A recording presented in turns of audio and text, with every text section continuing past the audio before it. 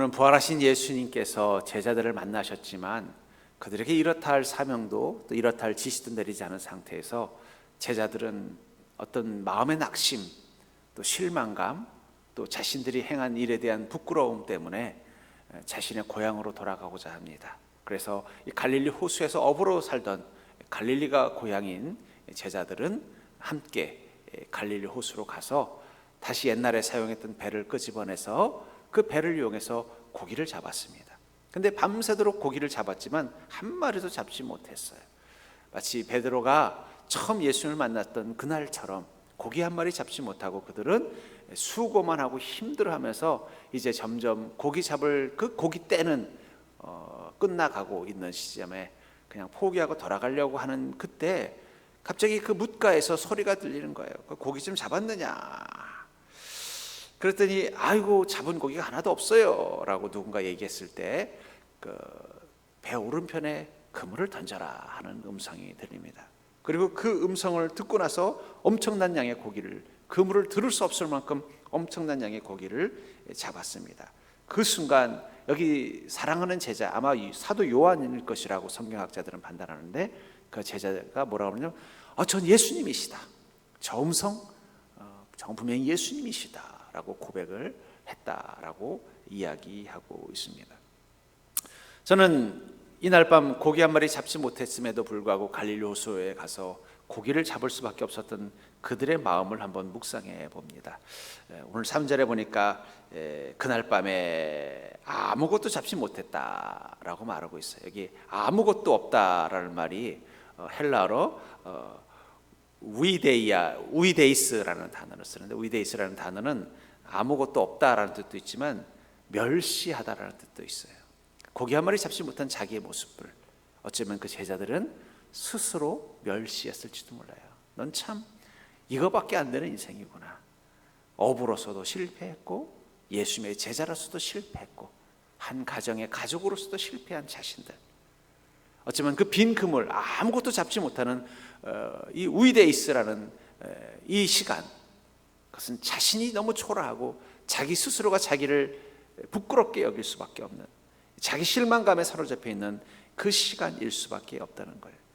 차라리 예수를 만나기 전에 이런 실패를 경험했을 때는 그래도 자기가 제자로서 실패했다는 그 실망감까지는 없었지만 이제 그들은 육적으로뿐만 아니라 영적으로도 실패한 인생처럼 느껴졌을 때 그날 밤 그들의 실망감은 더욱더 고통스러웠을 것 같습니다. 어쩌면 그날 밤 갈릴리 호수에 있었던 그 제자와 같은 마음, 스스로를 자기 멸시할 수밖에 없는, 자기 실망감에 사로잡혀서 그 자존감이 바닥에 떨어져서 내 인생은 이거밖에 되지 않나? 나는 영으로도 육으로도 별 볼 일 없는 실패한 인생이구나 하는 낙심과 실망감에 사로잡혀 있는 순간이 우리 그리스도인들에게도 있을 것입니다. 어쩌면 지금 코로나의 이 사건은 우리 그 실망감을 더 깊게 만들어줄 수도 있어요. 내 믿음이 이거밖에 되지 않나? 나는 육신적으로도 참 초라하고 연약한 존재구나. 참 내 인생은 정말 내놓을 게 없는 그런 인생이구나 하는 실망감 가운데 사로잡힐 수도 있다는 것입니다. 그런 실망감의 깊은 밤 한가운데 주님은 다가오신 것입니다. 저는 오늘 여러분들의 마음 가운데 혹시 그런 실망감이 마치 이 깊은 밤 고기 한 마리 잡지 못한 빈배 안에서 자기 스스로를 멸시할 수밖에 없었던 이 제자들의 마음을 가지고 계신 분이 계시다면 여러분들 그 한가운데서 주님의 음성을 듣는 자가 되기를 주의 이름으로 축복합니다. 주님께서는 그때 어떤 음성으로 말씀하셨냐면 고기를 좀 잡았느냐 말씀하셨다는 거예요.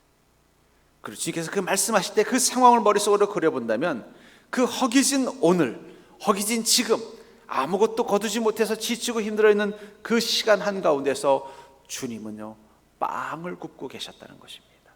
본문 아래 9절에 보면 이런 말씀이 있어요. 육지에 올라보니 숯불이 있는데 그 위에 생선이 놓였고 떡도 있더라. 예수님이시라는 걸 확인한 순간 베드로는 그대로 물로 뛰어들었습니다. 아마 여기는 거리가 대충 한 90m 정도 되는, 50칸이라고 되어 있는 90m 되는 거리예요. 어부 출신이고 또 호수니까 그 정도는 그냥 헤엄쳐서 갈 수 있는 수영 실력이 있었던 베드로는 헤엄을 쳐서 육지에 가봤어요. 다른 제자들도 급히 배를 끌어다가 육지에 대놓고 가보니까 거기 예수님이 서 계시는데, 예수님이 그냥 계신 게 아니라 어떻게 했다고 말하고 있어요? 빵을 숯불이 있고 그 위에 생선이 놓여있고 떡도 있더라.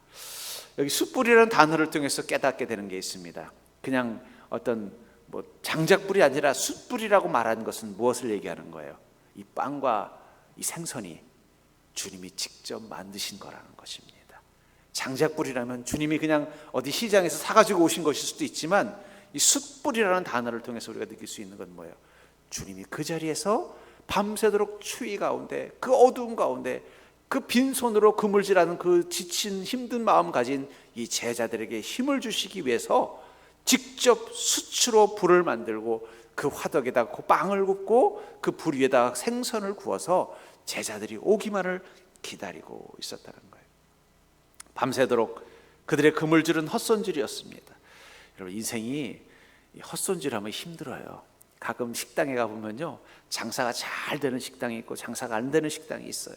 막 장사가 잘 돼서 정신없으면 너무너무 힘들어 보이는데도 거기 사장님이나 점원들 표정 보면은 밝아요. 왜 그렇습니까?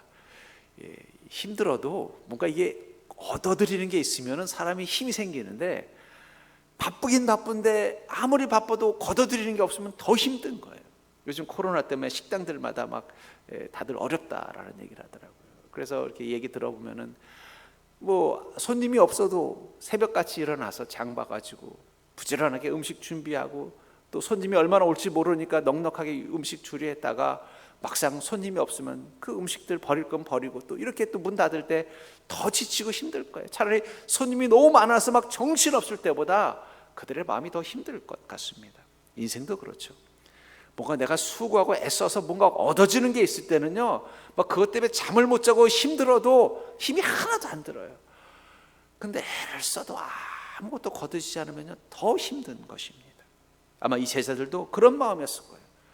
이전보다 더 지쳤을 거예요. 오히려 고기를 잔뜩 잡아서 만선일 때보다 그들은 더 지치고 녹초가 된 마음 가지고 주님 앞에 선 것입니다. 그런 그들의 마음을 위로하시기 위해서 예수님께서는 직접 그들에게 힘을 주실 수 있는 떡과 그리고 생선을 준비하셔서 그들을 위해서 식탁을 준비하셨다는 거예요. 저는 그게 그리스도인의 축복이라고 믿습니다. 우리의 수고가 헛된 것이 될 때, 그때 비로소 우리를 향하신 주님의 배려의 손이 느껴지는 것입니다. 시편 127편 1절부터 2절에 보면은, 여호와께서 집을 세우지 아니하시면 세우는 자의 수고가 헛되며 여호와께서 성을 지키지 아니하시면 파수꾼의 깨어 있음이 헛되도다. 너희가 일찍이 일어나고 늦게 누우며 수고의 떡을 먹음이 헛되도다. 그러므로 여호와께서 그 사랑하시는 자에게 잠을 주시는도다. 우리의 인생, 우리의 수고가 헛되지 않기 위해서는 무엇이 필요하다는 것입니까?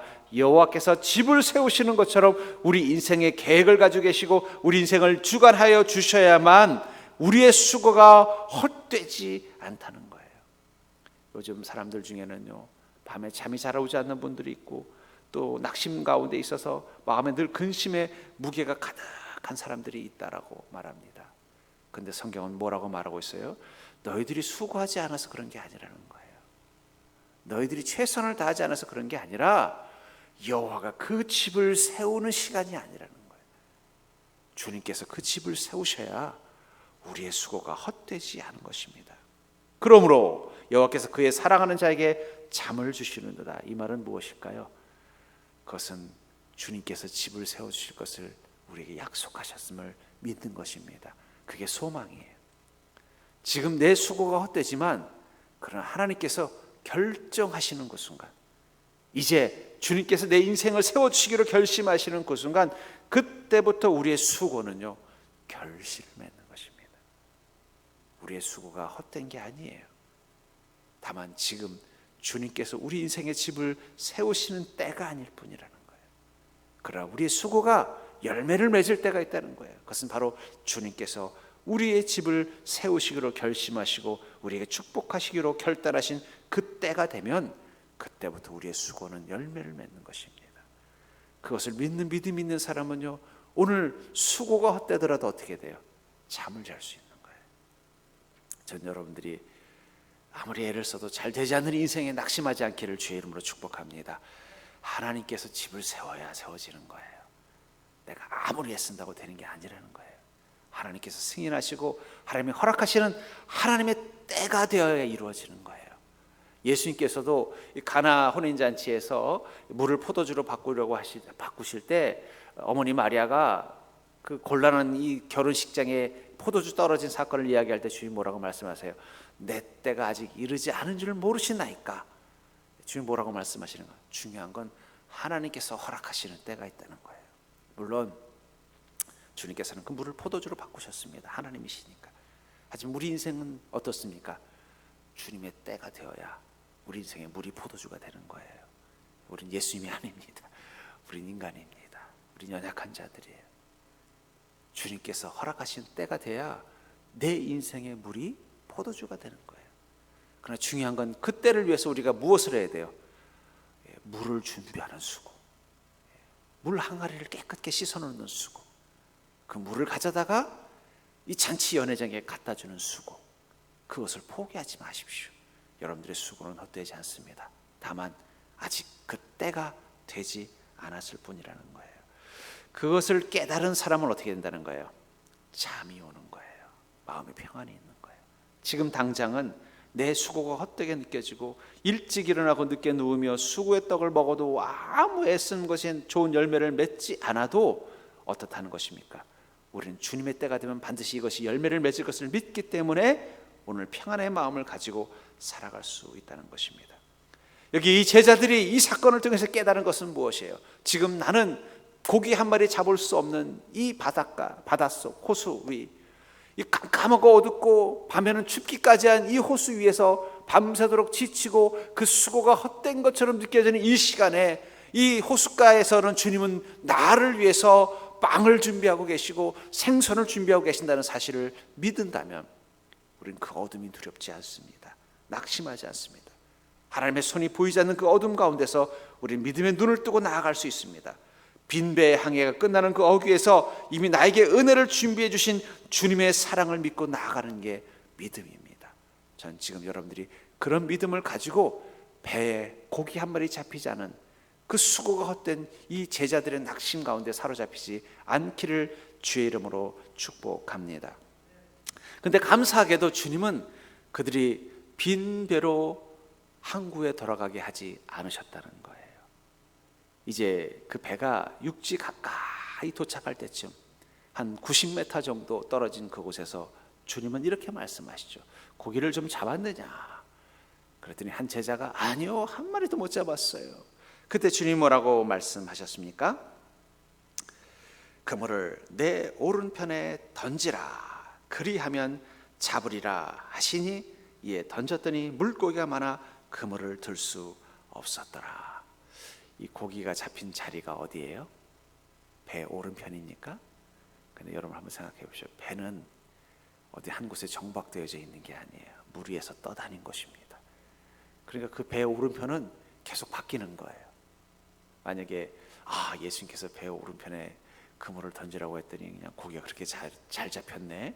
다음 날은 또 다른 어부가 그 소문을 듣고 그 고기가 잘 잡힌 배를 끌고 가가지고 자기 배 오른편에다 그물을 던지면 고기가 잘 잡힐까요? 안 잡힐까요? 오른편 위치가 벌써 바뀌어 버렸어요. 그러니까 중요한 건 오른편이 아니에요. 오른편이 아니라 더 중요한 게 무엇이냐면 주님의 음성이 들리는 위치라는 거예요. 왜 주님께서는 그 배 오른편이 그 바다 호숫가 깊은 곳도 아니고 평소에 고기들이 잘 잡히는 위치도 아니고 주님의 음성이 들릴 만한 그 50칸, 한 90m 되는 거리에서 그 오른편에 고기를 그물을 던지라고 했을까요? 그건 주님의 목소리가 들려야 되니까. 안 들리는데 어떻게 오른편인지 왼편인지를 제자들이 어떻게 알겠어요? 그러니까 사실은 이 고기가 많이 잡힌 것은 배 오른편이 아니라 주님의 음성이 들리는 지점이었다는 거예요. 이날 만약에 파도가 심하게 불었고 소음이 심했다면은 이 50칸, 이 90m 되는 거리에서는 주님의 음성이 들리지 않았을 거예요. 근데 그날따라 고기는 안 잡히고 이미 다른 고깃배들은 이미 포기하고 다 집으로 돌아간 그런 상황 가운데서 어쩌면 이 제자들의 배만 유일하게 남아 있었고 그날따라 고기 한 마리 잡히지 않는 그 고요한 밤에 아무 소리도 들리지 않았기 때문에 그 50칸 떨어진 그곳, 90m 떨어진 그곳에서 주님의 음성이 들릴 수 있었던 것입니다. 저는 가만히 제 삶을 보면 하나님의 은혜가 참 많이 임했던 것을 느낄 때가 많아요. 그리고 가만히 생각해보면 제 인생 가운데 이렇게 큰 실패나 어려움을 겪지 않고 지금까지 목회자의 길도 왔고 인생도 살아왔습니다. 비법이 뭘까?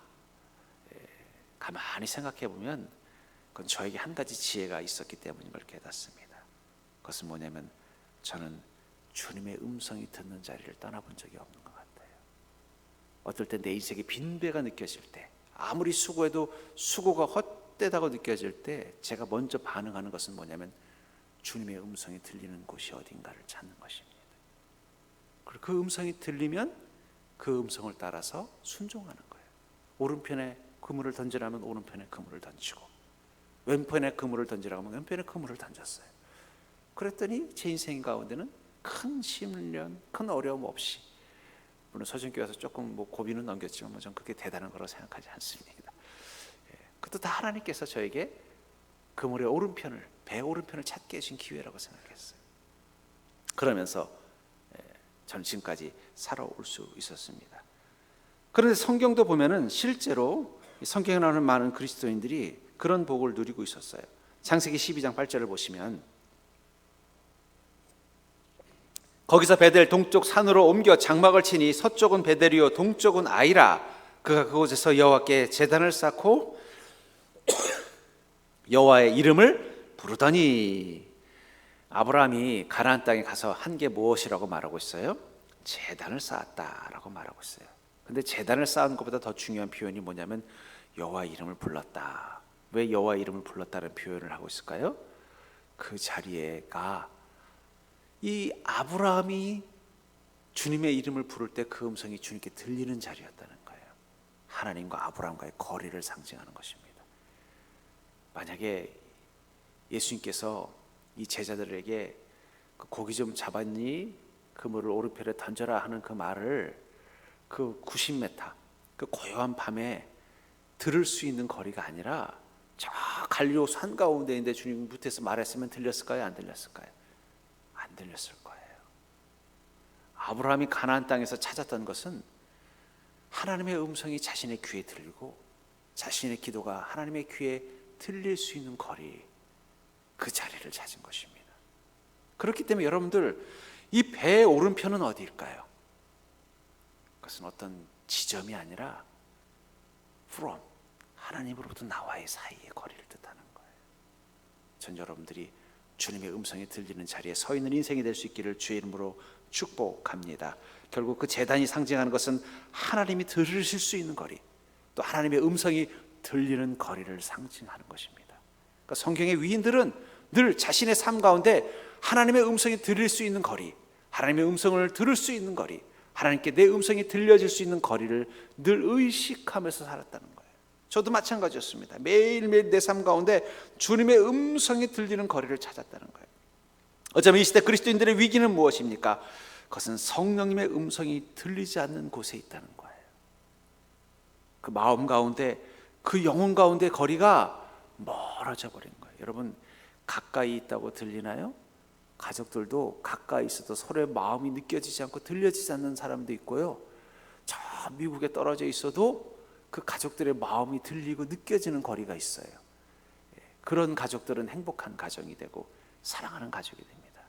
하지만 한 공간, 한 집에 머물러 있어도 서로의 마음이 들리지 않고 서로의 생각이 들리지 않고 서로의 마음이 느껴지지 않는 가족들은요, 불행한 거예요.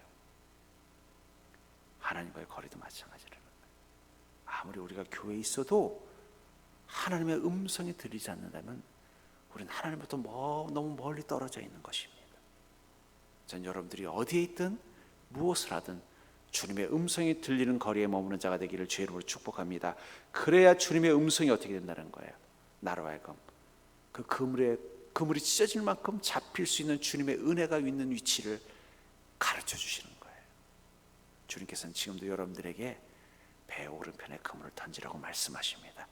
그런데 중요한 건 여러분들이 너무 멀리 떨어져 있어서 안 들리는 거예요. 아니, 어떨 때는 죄와 욕망의 소음이 너무 커서 주님의 소리가 들리지 않는 것입니다. 전 특별히 이 시대는요, 죄와 욕망의 소음이 너무 커요. 여러분 공장에 가보셨어요? 공장에 가면 기계 소리가 크면은요, 옆에 있는 사람 소리도 안 들려요. 그러니까 어떻게 되냐? 귀에다 대고 소리 질러야 알아들어요. 우리가 그런 시대에 살고 있는 거예요. 죄와 욕망의 소음 소리가 너무 커가지고 하나님의 소리가 들리지 않는 삶. 그 속에서 그럼 어떻게 되겠어요? 어떡하겠냐? 더 가까이 가야죠. 더 가까이 가서 들으려고 해야 돼요. 아니면 내 안에 있는 죄와 욕망의 소리를 꺼버리셔야 돼요. 그걸 꺼야 주님의 소리가 들리는 거예요. 내 안에 죄의 소리, 욕망의 소리를 꺼버리면요, 주님이 조용히 세미한 음성으로 말씀하셔도 내 귀에 선명하게 들립니다. 그 음성은 어떤 음성일까요? 내 배 오른편에 그물을 던지라. 그러면 너는 그물이 찢어질 만큼 많은 고기를 잡을 것이다. 주님의 축복, 그 약속이 들린다는 것입니다. 여호수아도 그런 삶을 살았던 사람입니다. 여호수아가 모세의 뒤를 이어서 이스라엘의 지도자가 됐을 때 그는 두려움과 근심이 많았어요. 왜냐하면 자기 힘으로 이 이스라엘 민족, 이 대군을 이끌어가다 할 자신이 없었던 거예요. 그 전에 물론 모세의 참모로서의 역할을 잘 해냈지만 그것은 참모의 자리지 리더의 자리는 아니었던 것입니다. 그의 마음 가운데 근심이 있었고 낙심이 있었고 두려움이 있었습니다.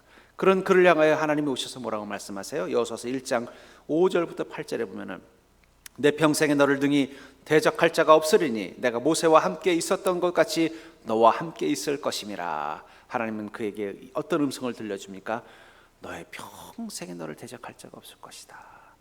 여호수아는 알고 있어요. 아말렉군과 싸울 때 자기가 진두지휘에서 싸웠지만 자기가 잘 싸워서 이긴 게 아니라는 걸 알고 있어요. 모세가 어떻게 했어요? 저 하늘을 향하여 손을 들었기 때문에 승리했다는 걸 알고 있어요. 근데 이제는 그 손 들어줄 모세가 없는 거예요. 그러니 자기가 어떻게 또 다른 아말렉군, 또 다른 그 적들과 싸워 승리할 수 있다는 보장이 없잖아요. 그러니까 두려운 거예요. 그런 그에게 하나님이 오셔서 뭐라고 말씀하시는 거예요? 내 평생에 너를 능히 대적할 자가 없을 것이다. 왜냐하면 내가 모세와 함께 있었던 것 같이 너와 함께 있을 것임이라. 걱정하지 마라. 모세가 그 손을 들었을 때 이스라엘 군대가 아말렉 군대를 이긴 것처럼 이제는 네가 그 손을 들면은 너의 군대가 이 가나안 군대와 싸워 승리할 것이다라고 말씀하고 있다는 것입니다. 저는 여러분들이 그런 음성을 듣는 자가 되기를 주의 이름으로 축복합니다. 하나님께서는 여러분들에게 이런 음성 들려주신다는 거예요. 내 평생에 너를 능히 대적할 자가 없을 것이다. 왜냐하면 내가 너와 함께 할 것이기 때문이다. 6절에 강하고 담대하라. 너는 내가 그들의 조상에게 맹세하여 그들에게 주리라 한 땅을 이 백성에게 차지하게 하리라.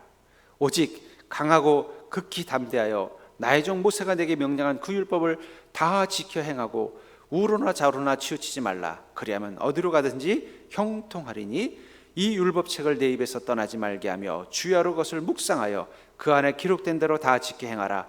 그리하면 내 길이 평탄하게 될 것이며 내가 형통하리라. 그러면서 주님 뭐라고 말씀하세요? 강하고 담대함을 가지고 내가 준 그 율법책을 다 지켜 행하라. 그 율법책에서 주는 내 말씀이 너의 삶을 축복으로 인도하는, 반드시 승리케 하는 음성이 될 것이다 라고 약속하고 있는 것입니다. 하나님 여러분들에게 하나님의 음성을 허락하십니다. 그리하면 내 길이 평탄하게 될 것이며 내가 형통하리라고 주님 지금도 말씀하고 있다는 것입니다. 어쩌면 우리가 지금 너무 어두운 밤, 너무 고기 한 마리 잡히지 않는 척박한 환경 속에 살고 있었기 때문에 우리가 낙심하는 게 아니라 이 한가운데 주님의 음성이 어디서 들리는지 우리가 찾을 수 없기 때문에 낙심하는 것일 수도 있다는 거예요. 그렇다면 우리는 주님의 음성이 들리는 곳을 향해 나아가야 할 줄 믿습니다. 그곳에 가는 순간 우리 인생은 어떻게 된다고 말하고 있어요? 매일매일 주님의 음성이 들리는 그곳을 향해 나아가면 돼요. 저도 제 인생 가운데 때로는 그 짙은 안개가 낀 그 갈릴리 호수 같은 상황, 내 수고가 고기 한 마리 잡지 못하는 그런 힘든 시간들을 통과할 때도 있었어요. 그때 저는 오직 한 가지에 집중했습니다.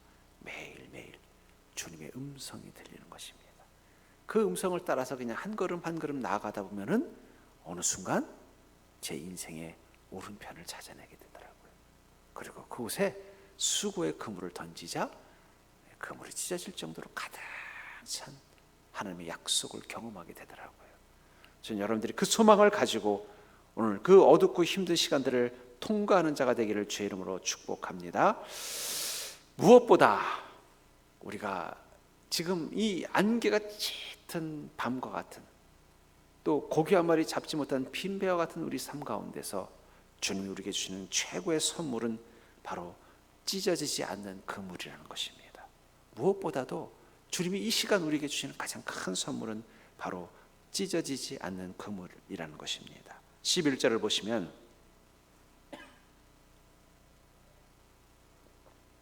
시몬 베드로가 올라가서 큰 그물을 육지에 끌어올리니 가득히 찬 큰 물고기가 53마리라 이같이 많으나 그물이 찢어지지 아니하였더라. 이같이 많으나 어땠다고 말하고 있어요. 그물이 찢어지지 아니했다라는 거예요. 이같이 많은데 그물이 찢어지면 어떻게 돼요? 그거는 헛수고가 되는 것입니다. 요즘 가끔 TV에 보면은 이 낚시 채널들이 참 많아졌더라고요. 그래서 가끔 이렇게 지나가다 보면은요, 엄청나게 큰 대어를 잡은 거예요. 그래서 막 그걸 잡으려고 낚싯대를 가지고 막 애를 쓰다가 그만 바로 눈앞에서 낚싯줄이 툭 끊어지면은요, 그 사람의 그 표정을 보면요, 막 그 절망하는 그 표정. 차라리 고기가 좀 작았으면 에이 그래 그래도 끌어올렸으니까 위로라도 받을 텐데 눈앞에서 대어를 받는데 이 낚싯줄이 그걸 감당을 못해서 끊어지면요, 그 사람 아마 집에 돌아가서도 계속 잠이 안 올 것 같아요. 너무 속상해서. 아무리 큰 복을 줘도 그 복을 끌어올릴 수 있는 단단한 그물이 없다면 그건 우리를 더 힘들게 만드는 것일 수도 있다는 것입니다.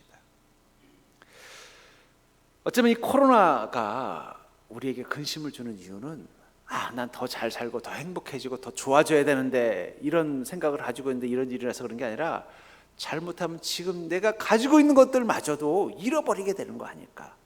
내 건강을 잃어버리고 내 가족을 잃어버리고 내 직장을 잃어버리고 내가 지금까지 해왔던 삶을 잃어버리게 되는 건 아닐까 하는 두려움이 더 큰 두려움이 되는 것일 수도 있어요. 더 많은 걸 얻지 못해서 두려운 게 아니라 가지고 있는 것마저도 지키지 못할까 봐 두려워하는 마음일 수도 있다는 거예요. 그런 우리의 연약함 가운데서 주님 뭐라고 말씀하신다는 거예요? 찢어지지 않는 그물. 저는 그걸 다른 말로 표현하면 확신이라고 믿습니다. 하나님 우리에게 은혜를 주실 때 그 은혜는요, 찢어지지 않는 그물. 그러니까 단지 153마리라는 그 가득 찬 고기만이 아니라 그 고기를 끌어올릴 수 있는 찢어지지 않은 그물을 주셨다는 거예요. 그걸 누릴 수 있는 능력을 주셨다는 것입니다. 저는 그게 더 큰 축복이라고 생각합니다. 저는 그런 의미에서 지금 여러분들에게 필요한 것은 무엇입니까? 하나님이 내 인생 가운데 찢어지지 않는 그물을 주셨다는 거예요. 주님이 때에 주님이 던지려고 하는 그곳에 내 수고의 그물을 던지면 그 수고가 어떻게 돼요? 헛되지 않고 그것들을 다 거둬들일 수 있는 축복을 주님께서 우리에게 허락하셨다는 것을 믿는 믿음이 있기를 주의 이름으로 축복합니다. 전 그런 의미에서 여러분들 어쩌면 이 시대에 우리에게 주신 주님의 가장 큰 선물은 확신이에요. 하나님 나를 반드시 복 주시겠다고 하신 그 약속, 하나님 나에게 약속하신 그 일들을 반드시 이루실 것이라는 그 마음, 그 확신이 내 마음 가운데 생기면 어떻게 돼요? 지금 당장 내게 고기 한 마리 없어도 나는 낙심하지 않습니다. 왜냐하면 하나님 반드시 그것을 허락하실 거라는 것을 믿기 때문입니다. 그래서 요한복음 16장 22절에 지금은 너희가 근심하나 내가 다시 너희를 보리니 너희 마음이 기쁠 것이요 너희 기쁨을 빼앗을 자가 없으리라. 고기 한 마리 잡지 못했더니 갈릴리 호수 위에 있었던 제자들, 그 마음에 근심하고 있었지만 그들이 그 물가에서 예수님을 보게 되는 그 순간 어떻게 돼요? 다시 한번 그들의 마음의 기쁨이 회복됐습니다. 그리고 그 기쁨을 빼앗을 자가 없다라고 말하고 있습니다. 전 여러분들이 이 확신을 회복하는 자가 될 수 있기를 주의 이름으로 간절히 축복합니다. 신명기 32장 39절에는 이제는 나 곧 내가 그인 줄 알라. 나 외에는 신이 없도다. 나는 죽이기도 하며 살리기도 하며 상하게도 하며 낫게도 하나니 내 손에서 능히 빼앗을 자가 없도다. 내가 그인 줄 알라. 저는 주님의 그 음성이 여러분들의 삶 가운데 들리길 바랍니다. 하나님 여러분들을 살리시는 하나님이십니다. 하나님께서는 여러분들을 붙잡고 계십니다. 그렇다면 여러분들을 빼앗을 자는 이 세상 가운데 없다는 것입니다. 어쩌면 지금 이 코로나로 인하여 세상이 불확실해져 버린 이 시대, 사람들의 마음 가운데 근심과 두려움이 가득한 이 시간에 우리가 주님께 받아야 되는 최고의 선물은 확신이라는 선물입니다. 하나님의 약속, 내 수고가 헛되지 않도록 만들어주시겠다는 그 하나님의 약속, 그 그물이 찢어지지 않는 그 복을 여러분들이 이 시간 반드시 소유하는 자가 될 수 있기를 주의 이름으로 간절히 축원합니다.